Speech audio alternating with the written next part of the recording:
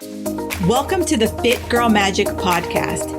If you are ready to find your inner magic, develop great habits, and a rock steady mindset to feel confident, comfortable, and fit in your body, you are in the right place.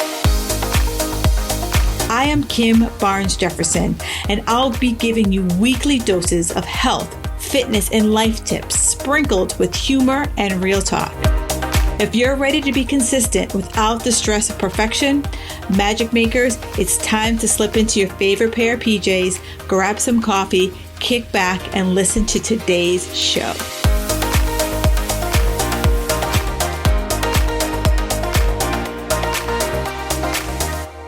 Hey, magic makers. One of the reasons why I got into fitness and really started this podcast was that I really wanted to blow up the myths that are prevalent in this whole diet culture society. And one of the biggest things that I see all the time is, I want to lose some weight, so how do I cut the cream in my coffee? Well, here's the thing, right? If you like cream in your coffee and you're not having 10 cups of cream in your coffee every single day, enjoy the coffee. All right, off my soapbox. But I hear it all the time. So many of you are really trying to figure out, what is the good food, bad food list? What's going to keep me safe? Give yourself permission to have whatever it is that you want to have. And I hear you. There's a lot of false information out there. And here's what I want to do. Starting March 8th, I'm doing the 5 days to effortless weight loss. And during the course of those 5 days, I'm going to break down 4 discipline changers that are going to leave you feeling better, stronger, and more confident than you've ever felt before. Plus, I'm going to show you how you can take small, tiny actions that you won't even really notice that you're doing to get significant change. And finally, I'm going to show you how to give yourself permission to just wake up in the morning and just know what to do without worrying about, did I miss a workout? Did I put too much cream in my coffee? If you're sick of worrying about putting too much cream in your coffee or wondering, how bad is me missing a workout because I feel sick, you need to join me in the 5 days of effortless weight loss. Check out the link in my bio. Hey, magic makers, I have a little bit of a different episode for you today. One of the things that I don't think I've talked about a lot is that when I first started in this business, I worked for a gym. And the gym, one of the reasons why I wanted to work there is that they had the best personal trainers in Boston at the time. And the focus of that gym wasn't just getting you a great killer workout, right? The focus was, how do we improve the quality of our members' lives through movement? And it was one of the first gyms that I ever, went to and worked for that actually gave you an assessment just to see how you moved so that we could program you better. And I know a lot of people at the time were like, I don't really understand why we're having this kind of assessment. Well, as the years have gone by, one of the questions I want you to ask is that, what gets measured gets done. And if you don't know where you're starting from, how do you know how far you've come? And especially with things like movement, we just kind of fluff it off, right? Or we gut our way through it, or force our way into a movement that maybe our body's not ready for. And through that relationship with that gym and learning all of the different ways that a body can move, the way the body is supposed to move, it has just been very eye-opening. And as someone who, I now still work at, gyms, and I work with many women, I see that they will come to me and they say, Kim, I no longer can lift over my head. I got this bum shoulder or this bum hip or my knee, blah, blah, blah, blah, blah. And a lot of it is, when I look at it, it's that it's about the quality of your movement, that you've been moving in a way that is just going to exacerbate the pain. And today I have the privilege of speaking with Miss Katie Sinclair. I discovered her through a friend, and she has become an amazing, new mentor of mine as far as helping women just better understand their bodies, just better understand how to move through simple techniques that just help you to learn how to turn on and fire muscles that maybe you haven't felt before. And in the interview, you'll hear that one of the reasons why I went through her program was because after I had abdominal surgery, laparoscopic abdominal surgery, I couldn't turn on my core. And I was like, I had no idea. I was doing all of the things, and it came down to breathing. It was as simple as learning how to breathe is how I was able to finally get my core to finally turn on and do the things I knew that it could do. So have a listen to this. I know it's something different, but I really think that it's something that we all as women have to learn how to say, you know what, how do we stop gutting our way through our workouts and finally understand how do we move so that we no longer have those bum pieces of body parts, right? We are able to figure out how can we make those body parts work optimally so that we have long-term health. So have a listen and tell me what you think of this episode. So I have the privilege, I'm speaking with Miss Katie Sinclair. And, like most people, I meet a lot of people on Instagram. So if you guys are not on Instagram, head over there. You're going to meet some great, fabulous people.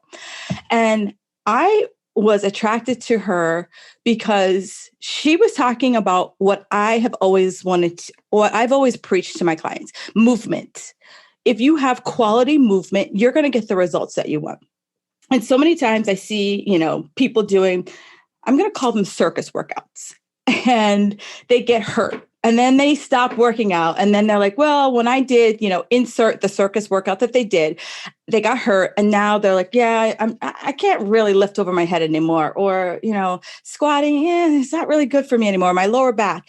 And so when I found her, she was doing all these creative things to really help women specifically work through those I can't do that anymore issues. And I was like, this is my lady. This is what I've been trying to preach to my clients for decades at the gym. And here she is talking the talk. So I was like, you guys have to hear it because I know us ladies over 40, we got some aches, some pains, some creaks. And I want you to know you're not out of the game, right? You're not out of the game until you're in the coffin. All right. So welcome Ms. Katie Sinclair. Thank you so much. I love that whole introduction because you're right. No one's out of the coffin. No one's the nail is not set. We are still capable of doing really cool stuff with our bodies. I mean, and that's where I think our generation is very different from my parents' generation. It sort of is okay, I'm in this middle age range. And then all of a sudden, I just have to assume that I got to stop all the things that I love. And I really, really, obviously, that, but fight against that as much as humanly possible. So I love it. I'm totally with you. Cause I think about like you said, I think when you, back in the day, you retired and you retired to sit down. You retired to play golf. There was no, you didn't see 80-year-olds competing in the CrossFit games like you do nowadays. Right. They're the outliers of their generation. And I feel like our generation is well, why do I have to stop moving? Right. Yeah. And I think part of it from what you said about what did you call them? Circus workouts? Yeah. It's you're just going in a circuit style random workout with a bunch of people, almost like a boot camp sort of style. And I think for the general public, they want to do that stuff because they've been told that will make them healthy and be able to move better so that they can do all these things in their life. But in all reality, oftentimes that's pushing them more into less movement that's healthy and creating more problems that make it even harder to continue to do the things that they love and all of those movements. So it's hard because there's sort of a re-education that needs to happen on what good training is for people. Oh my goodness. All right. You hit the nail on the head, the re-education. And because I 100%, I've talked about this with my clients where, you get a flyer or you see some advertisement. It's 6 weeks to lose 20 pounds. And you got to go to the gym every day for 6 weeks and do these crazy ass workouts. And you're like, but do you like it? Yes. Do you like it? Are you enjoying the moment? That's huge. Right. Even if you like do you like it after? Like, how do you Right. feel after? Like, And I know for so many years, like the hallmark of a good workout was, oh my God, I couldn't wash my hair the next day, or like I could barely like get out of my chair. Like, and I, like your approach where it's like, yeah, you might feel a little something, but it's more about the muscle engagement versus I feel sore after. right. Yeah. And I think soreness is not a bad thing because it feels like, okay, I had some success. What I attempted to create muscle change and provide some stimulus, and that made me sore. So sometimes I'm like, "Ooh, good, I'm sore. That means I had a good workout." But are you sore in the right places? Are you having back pain, neck pain, hip pain, leaking, diastasis, all of these things? Like, are you thinking about the big picture and making sure that the right things are sore?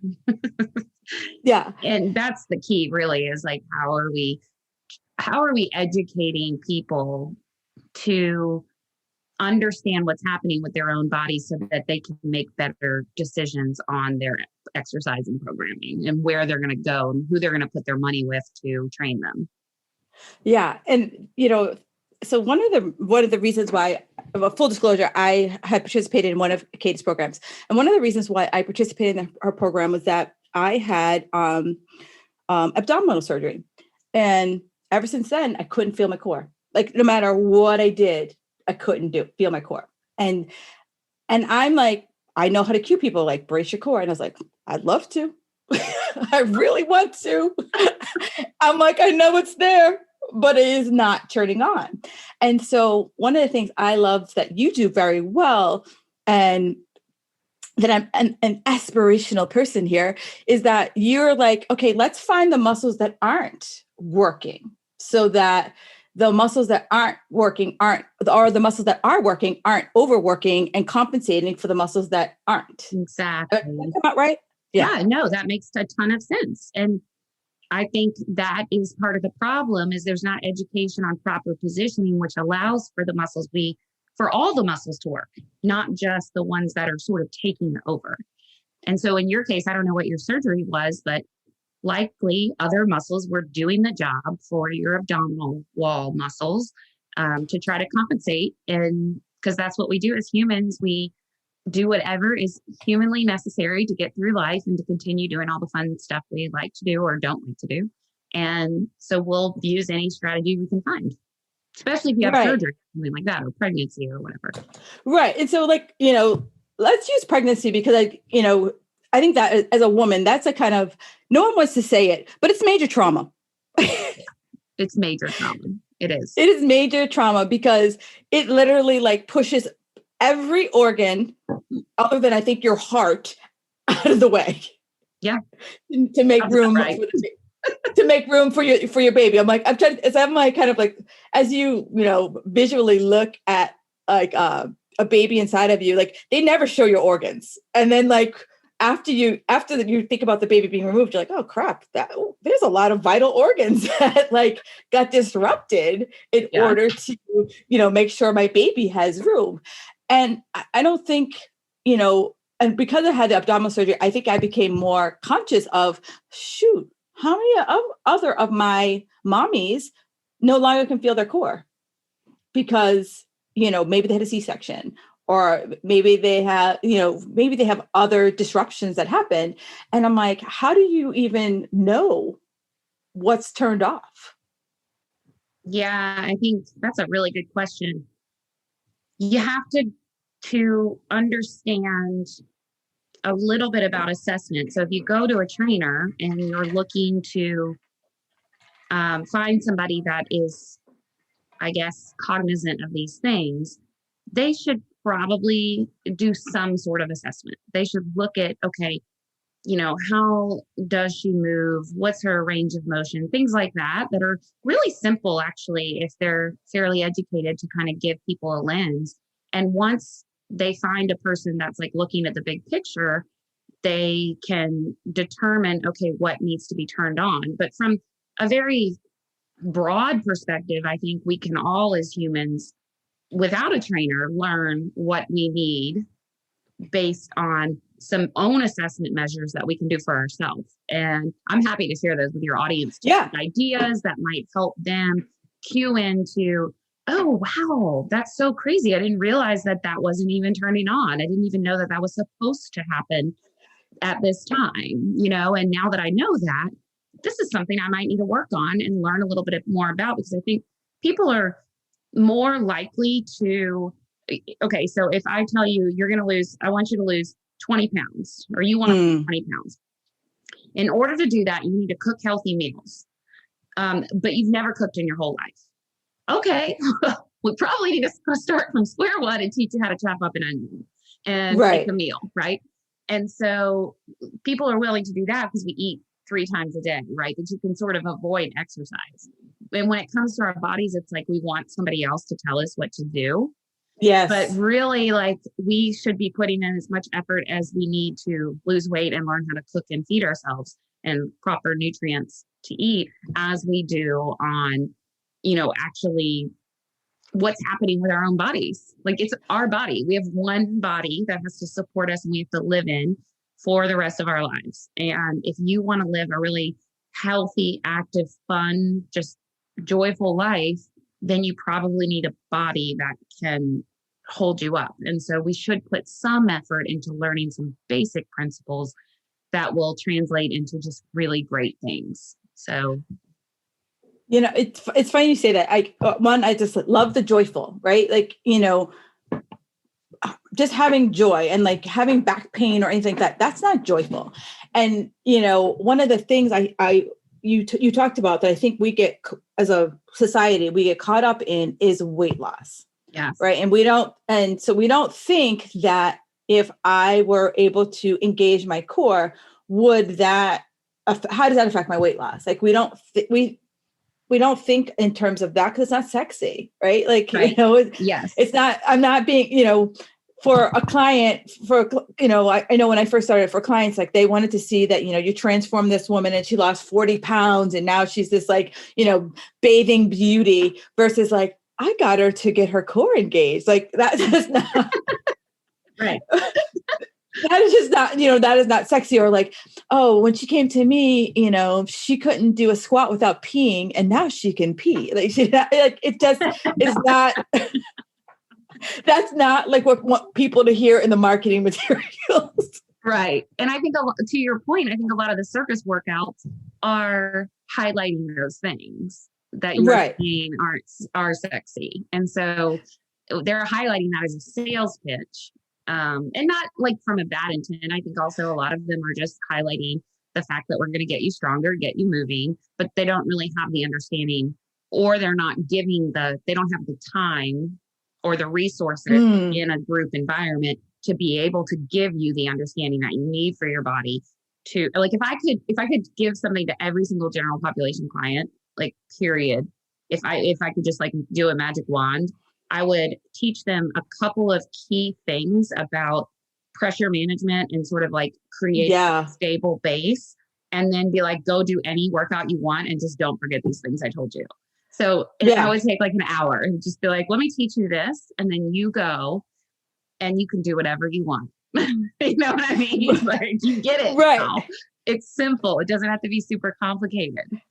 Right. Because it's like, I wrote myself a note because we're going to go back to it, but I'm going to circle back in this roundabout way. So one of the biggest things that I see that working with you has really helped me to be better at cueing is ribs.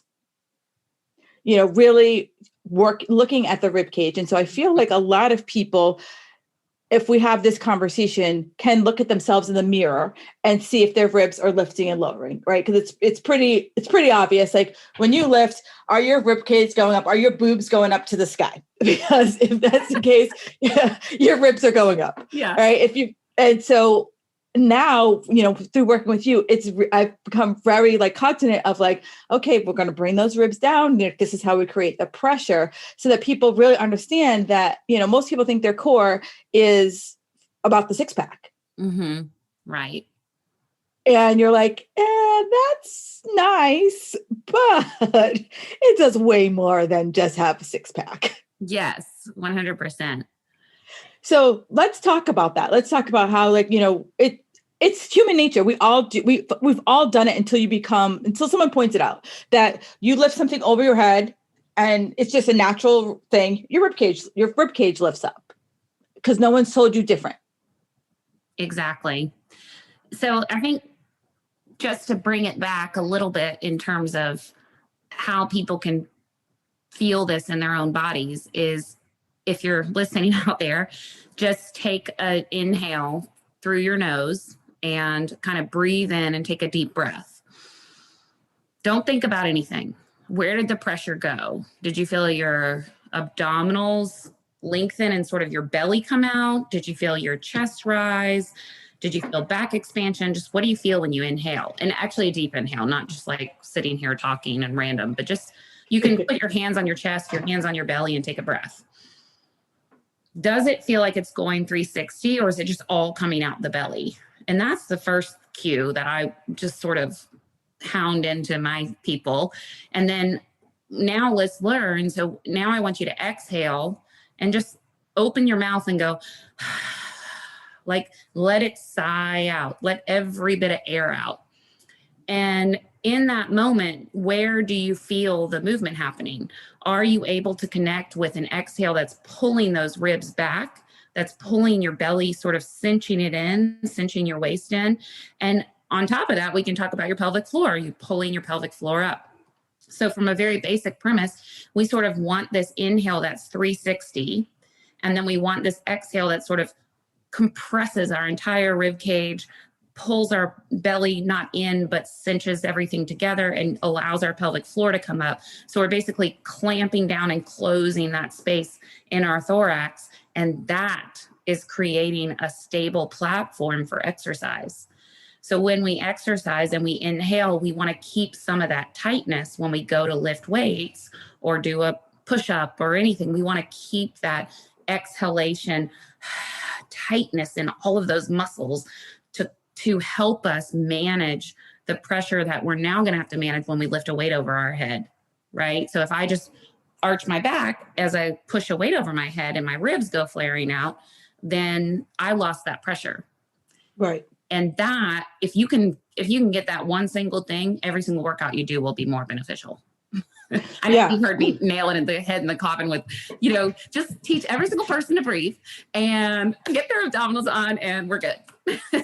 Well, and it's funny because it's like, as we said, when you are, and that's how I got started in this business. I was a boot camp instructor, and you literally have 30 people, and, I like bad form is just like nails on a chalkboard for me. So it's really hard for me to see you do something horribly. It just like, it hurts me that when I see that. But when you have 30 people in a room, you're like, shit, I can only focus on someone who's just going to really get hurt. Right. And you hope that as I keep harping on form, that person's going to come to you after class, or people are going to come to you after class, and you can do little private assessments. Right. But, as we're talking here, like, I know many of you who are listening, you guys are very active. And let me just tell you, like, the breathing thing, I thought I knew how to breathe, but literally laying on your back with your feet up on a wall and your arms straight out, if you don't feel your core turn on, keep fucking doing that until your core turns on. Because then all of a sudden you're going to do other exercise. You're going to be like, what? Is that what's supposed to be happening the entire time? Love that. It's like, I didn't even know those muscles were supposed to be working every time I moved. Yeah. Right. Because it was like, before it was a forced thing versus a natural turn on. Right. And when it naturally turns on, you're like, what is happening? Yeah. I always love it when people are like, can we do more core exercises today? And I'm like, that's every exercise. Oh my God. Yes. But yes, I would give them to you if it makes you happy. If you want to do more of like a plank or like some sort of like abdominal thing because you feel like that's working out more, even though I know deep down that when you squat and you lift 50 pounds off the ground or deadlift, you're probably working your core more. When people are like, Kim, we didn't do any core today. And I was like, And like and as soon as they see me raise my eyebrow, they're like, oh shit, she's going to yell at me because she's going to like, I'm like, oh, so when we did the single leg deadlift, did you feel anything other than in your butt? Oh, okay. How about when we did this? How about this? Oh, okay. So I'm like, you get double bonus points because we did everything. 2 exercises in one. Right. Right.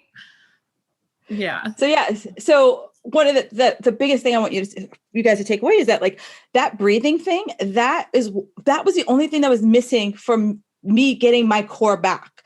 I was like, I did everything under the sun. And I'm like, why can't I just get this to like engage? Like I had to mindfully think about doing it when I did other exercises.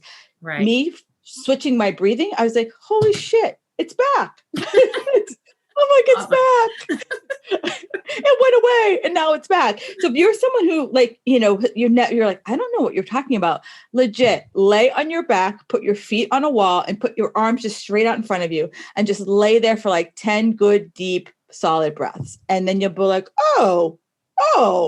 And then eventually it'll like become like your body will be like, this is how I'm supposed to work on. Actually, not that I'm plugging this, but you can go to my website and there are 2 free workouts that you literally can just sign up and I'll send you 2 workouts that are like all about this stuff. And I do those workouts for general population people, even though I coach a lot of trainers, because it's like so simple. If you just try that one time and then you go back to your regular workouts, whatever it is, boot camp, Orange Theory, whatever, and you apply the same principles, it's all fine.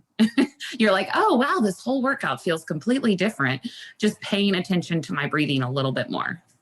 It does. And just like, as the kind of, in my like roundabout way of circling back, just that like simple thing, you'll start to understand why we're talking about like the muscle, like mind muscle connection. Mm-hmm. So that when I know that as I teach, I'm like, okay, here's, you know, like, okay, the hamstring should be doing this, or the, you know, shoulder should be doing this. And if you are in the class and you're like, I don't know what she's talking about, just come up and ask.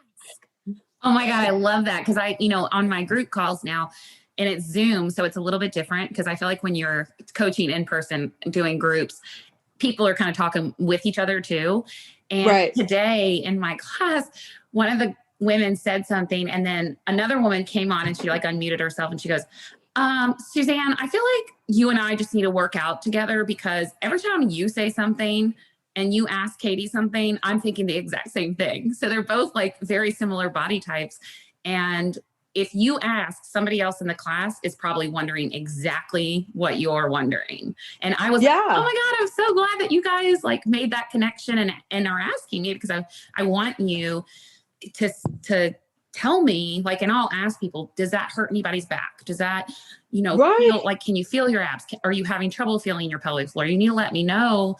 Otherwise I can't give you a different cue or a different position to get you to feel it, which is every trainer, regardless if they're teaching 30 people in a room, would like for you to. So you got to give them the benefit of the doubt and give them a chance to, by training them so they can give you what you need.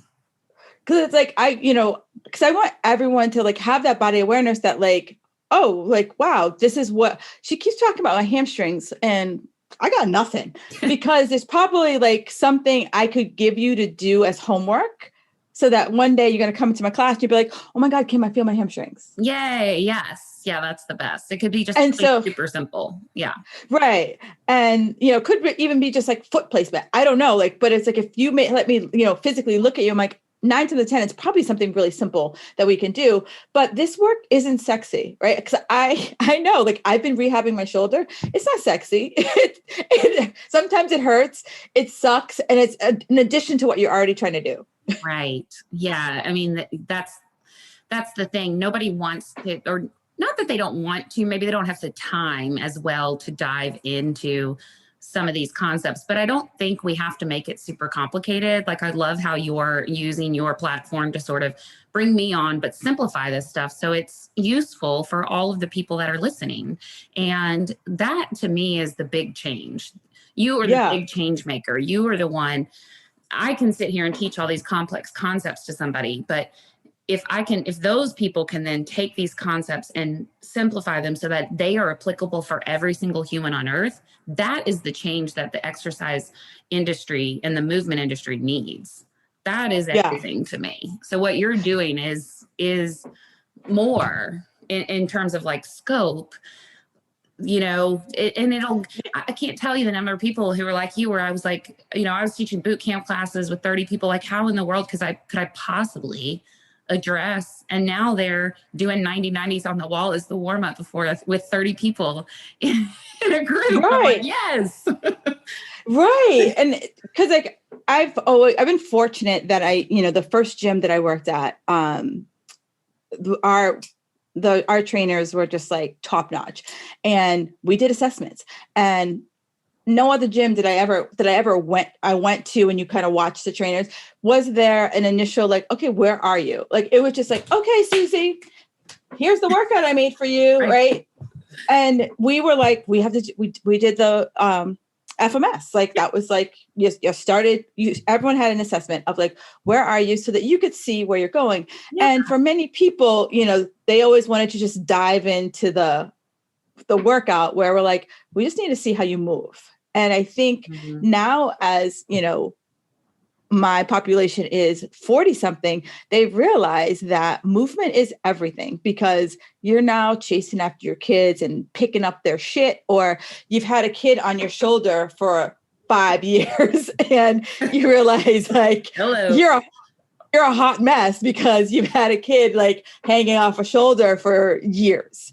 And so, how do those people kind of come back to it? And I also feel like movement, like I've taken the workouts that you do, like I feel like those workouts like are more beneficial for you, because by the time I'm done, I'm like, oh, like that's how I'm supposed to, like that's how things are supposed to like line up and move. And I feel like we don't have enough of like, we need to talk more about that to people, versus the get the sweat on.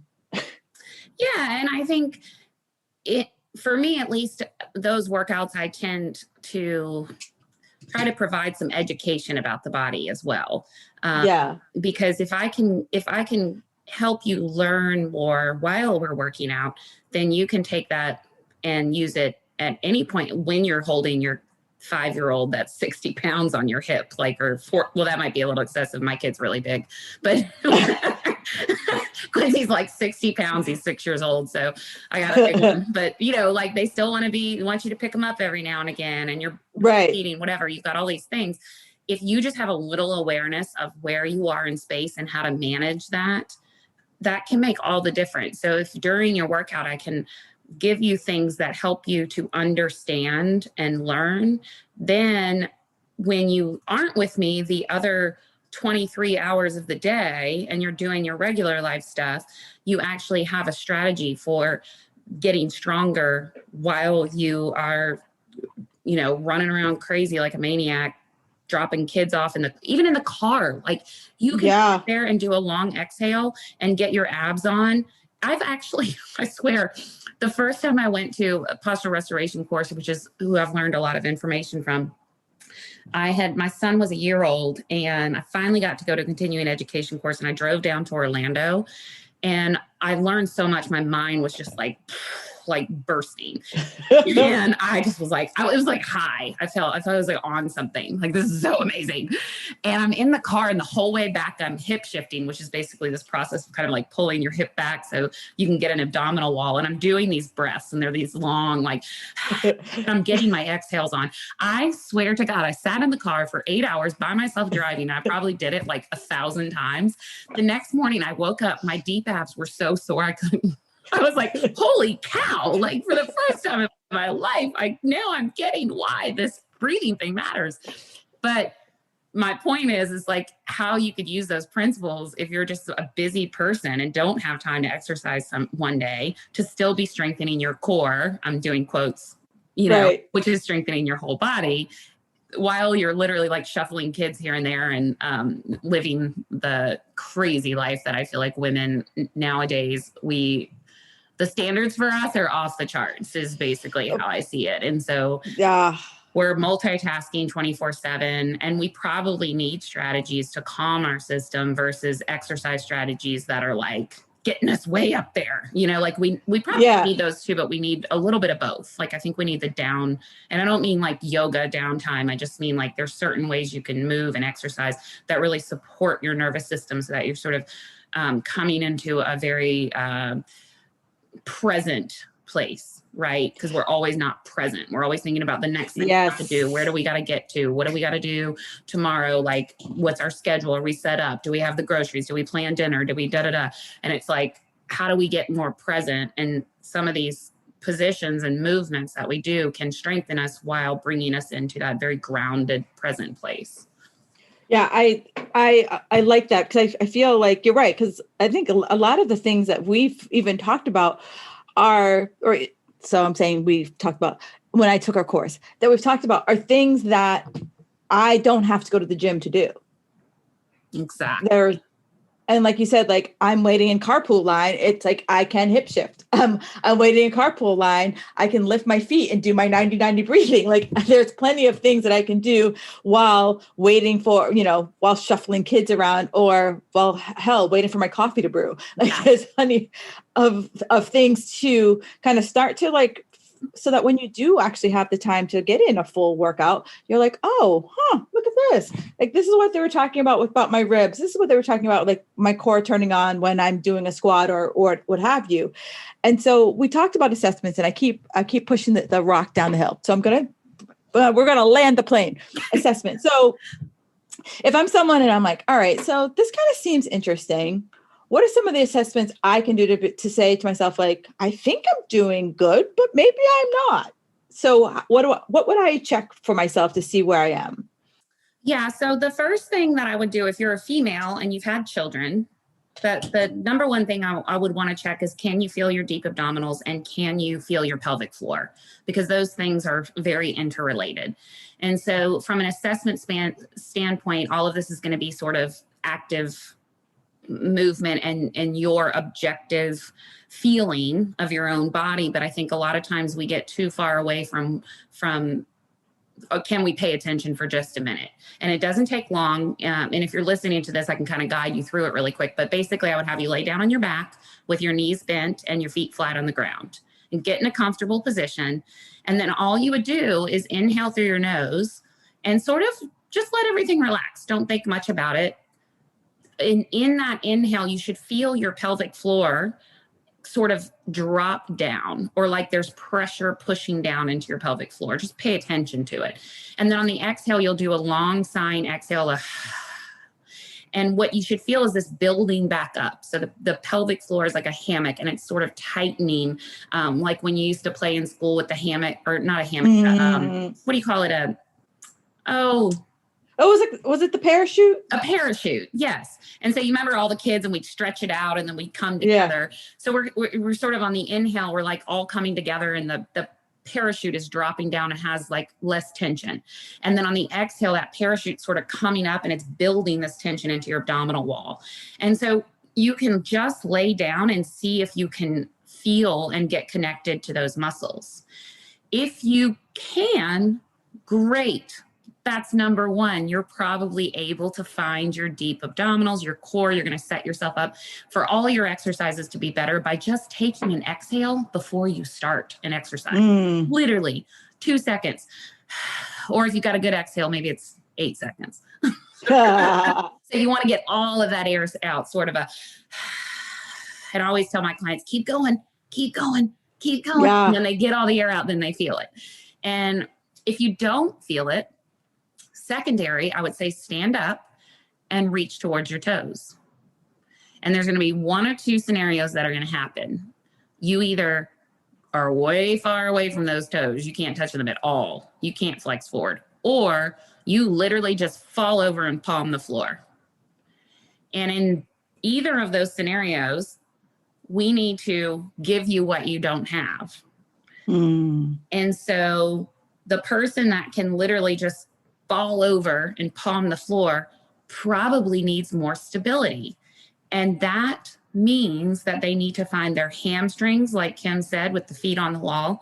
They need to find their abdominals. They need to find that deep pelvic floor connection to sort of contract and get everything working together.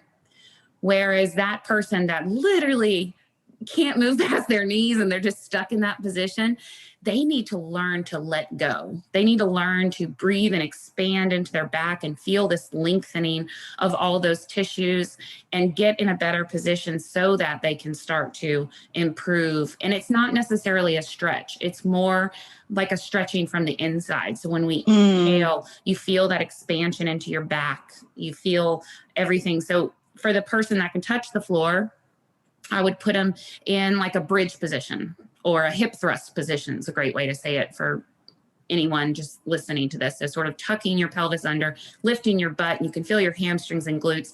And then I would have you breathe there and find that deep abdominal tension. For the other person, I might put them on like in I call it a rock back position, but it would be like a, in yoga. Child's pose. Child's pose. Yes. Thank you. And sort of just sit back in child's pose and feel that closing off the front side and sort of expanding the back side. And just start there. Just breathe into your back side, get some length, stand up, redo your toe touch, and you should see some changes. Yeah. Well, it's funny because I remember when my massage therapist, shout out to you, Karen, if you're probably listening. She'd be like, all right, Kim, take a deep breath. And I'd be like, and she's like, I don't even think you got to like the top part of your lung. And she's like, take a deep breath. And so many of us don't know how to do it. And so I think just what you just described could be a great 15 minutes in your day. Yes. Just of like getting some like fresh oxygen in your body. Yes. I mean, it's so true because we get this shallow breathing pattern that's sort of, I don't know if you guys out there can't hear that, I'm going. Right. Like we're like, if you think about your dog on a hot day, like that's how we breathe. Like we are like, almost like we're panting, we just don't make the sound, but that's how we feel like we are, just because our days are just so like go, go, go, go, go. And the breathing, I know it's not sexy, but it will make your lifts feel easier. Mm-hmm. And so that, if you're someone who is trying to, lift more weight, you might be able to lift more weight because you are able to create that internal pressure versus trying to rely on just pure grip strength or pure just brute strength to get that weight up from whatever it is that you're trying to do. Yeah. And I'll tell you about sexy. It's not sexy is when your vagina is on fire while you're having sex because you can't relax your pelvic floor. I'll just put it out there. That's not sexy. So if you got a pelvic floor that can relax and contract, guess what? Your sex life is going to be better too. So these are things that so many women will say, like, sex is painful. It's miserable. Mm-hmm. Like, that sucks. Nobody should have to feel that. And so, but there are things you could do about it. And so this stuff rolls over into all these other aspects of our lives that make us more joyful to come back to that, but, and happy. So. All right. I have no idea what that noise is, but it sounds like a piano. It does. And I'm looking at my computer and there's like nothing flashing. So that is the life of live recording. At least it's like pleasant. Your notification signal changed. Yeah, I know. Well, I think it stopped. All right. So so funny you talked about sex. So this quick aside. So Katie's father is a gynecologist. And so when I took her program, he came on and he talked about vagina prolapse. And if you don't know what that is, it's basically like when your vagina is literally trying to turn inside out. And so he was showing pictures of that. So don't Google it. Just don't Google it. So I'm taking your class, and usually I take it in the privacy of my office. And that day, I think it was like later in the day, and I had to eat lunch. So I'm eating lunch while watching this, and my husband comes out and he's like, "The hell? Like, what is happening?" He's like, "What are you into?"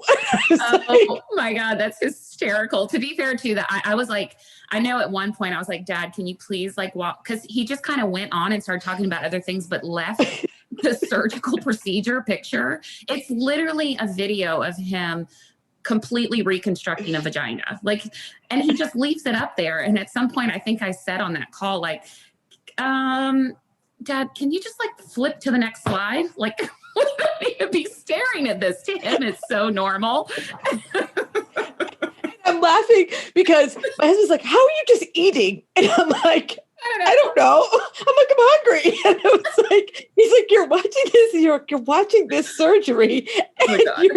I love this. This is so funny. I think everybody was sort of like, oh my God, can he please turn to the next slide, please?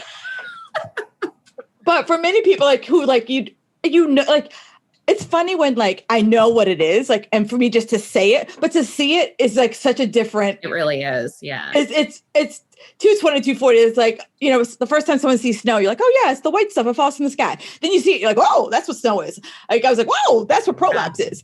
And so for those of you guys who might be having that, maybe you pee when like you just like you can't hold your bladder, like those are all signs of prolapse. And I did a podcast on pelvic floor, and I'll attach it to this one.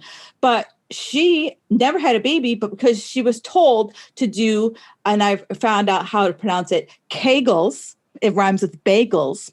She was told to do Kegels, so she overtoned. Yeah. And so it's possible lengthening. Yeah. Right. So it's possible that, you know, and I'm sure if you go to your gyne, that's like, you know, checkbox. Oh, you pee a little bit, Kegels. Oh, it's so, and you know, my dad, that's why I bring him on, because, you know, he's at the end of his career, and he's never been exposed to this information except for me. And there's no pelvic floor therapist in Pensacola, Florida, where he works. Nobody does that. That's a very new, relatively field for females. And he's now going, man, how I wish I would have had this. I wish I would have had what these women in EP are providing to their clients. Like what? So imagine if he knew you, Kim, and his patient came in and they needed to lose weight, but they also had pelvic floor issues. And he was like, I don't want to just tell him to do Kegels, but that's not in his job description. I'm going to call Kim and I'm going to say, Kim, I know you understand some of this. So when you're training this person, you're going to be able to get them what they need.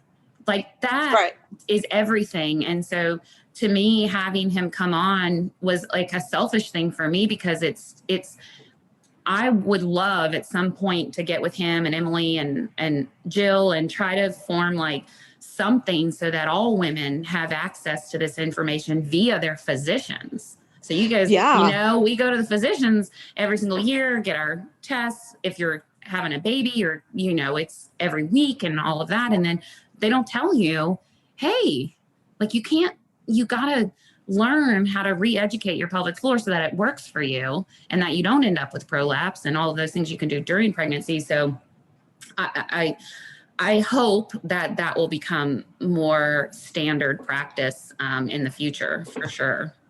Agreed. Because it's like, I feel like you said, every single week you go to the doctor, and every single week, you know, they measure you, they take your blood pressure, they weigh you, and there's no conversation about what's happened to your body after the baby.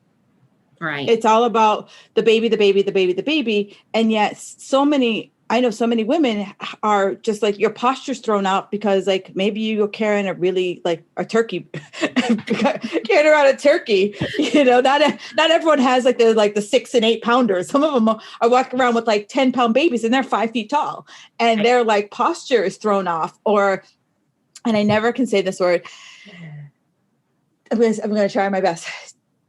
Diverticulitis. Oh my God. Did it come out right? Diverticulitis. Yeah, it came out right. Every time I see it I see it spelled out, and every time I try to say it, I never can say it right. But like you have that, and no one talks about it, right? Or they tell you like, oh, it'll heal on its own, and you're like, does it? Right. If it's 3 fingers deep, it ain't healing on its own. Or they tell you to have surgery. Oh, you mean diastasis? Oh, diastasis. Yeah. Sorry, I thought you meant like you got your diverticulitis. Yeah. No. Yeah. Okay. Diastasis. Yeah. So. Diastasis. Yeah, and I didn't even know when I got pregnant, I had a diastasis really early on. And I think it was because I was in such an extended posture with the rib flare and, former gymnast. And I think it was just like waiting to tear. It was waiting to happen for me. And I remember seeing the bulge. Really, I was only not maybe just in my second trimester. So I wasn't that big. And I remember seeing it and thinking, is that abnormal? Because I didn't really know. And later on, looking back, I'm like, oh, I kind of cringe that I would like show exercises to people and it'd be bulging out, meanwhile, I'm just ripping my rectus apart. And I was just dumb to it, So, yeah, it would have been nice to know when I went to my first OB appointment to pay attention to that. Right. Or just like, it's like we have the book, What to Expect When You're Expecting, but like none of this weird shit's in that book. That's so true. How many books did you read? Like your first child? And none of this is talked about. Like it's different. Like, oh, so have you checked your vagina? Like, right. have you checked your belly? Like none of it's in there. It's like, today your baby is the size of a grapefruit. Okay. Awesome. That does nothing to me in my life. Right. So true. So, Kate, I want to thank you so much. Like, I hope everyone got something out of this. I was like, there was so much I wanted to talk to her about. And I was like, Kim, stay the course. But I just want you guys to think about, just because you can move doesn't mean you're moving efficiently. And the more efficient we're able to move, the less we'll have aches and pains later in life. Less we'll have aches and pains like, well, I don't do that anymore because my shoulder bothers me or my knees bother me or whatever. Because whenever I hear that, and someone, or God forbid, they're wearing like some type of brace, I'm just like, all right, let's just look at what's happening to you, because it's a movement issue versus a brace issue. Mm-hmm. So I want to thank you so much for coming on. And I ask everyone one question. What's one thing that makes you feel magical?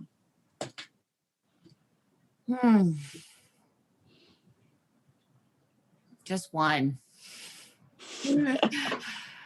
Oh. It could be anything. Yeah, I think right now, currently, because this is the space I'm in my life, but I think running Empowered Performance and being able to teach and communicate these concepts to other women and see that whole world kind of change, it's magical. Of course, my son, there every single day, like the funny things he comes home with is another magical thing. But for me personally and professionally, that would be it. Yeah. Yeah. And I love it because I think as I'm, as a participant, so many of us want this. Like we know that movement is what's going to get our clients ultimate results. And the fact that like someone is like, yes, it's a thing. We're like, yay, I'm not alone. It's so true. I mean, I think that is the magic of, I told somebody today, I can't believe I'm in my 4th program. And much less that I have a membership and that all these women are a community now, but it's surreal sort of. But the magic of it is that that women need female spaces. We need places where it is different. At first I thought about letting men in. I thought about all of that. And it's really been a tug on my heartstrings for a year now. But now I realize that I am creating a safe space for women to do great things. And there's nothing wrong with that. I don't have to feel like I'm being exclusive.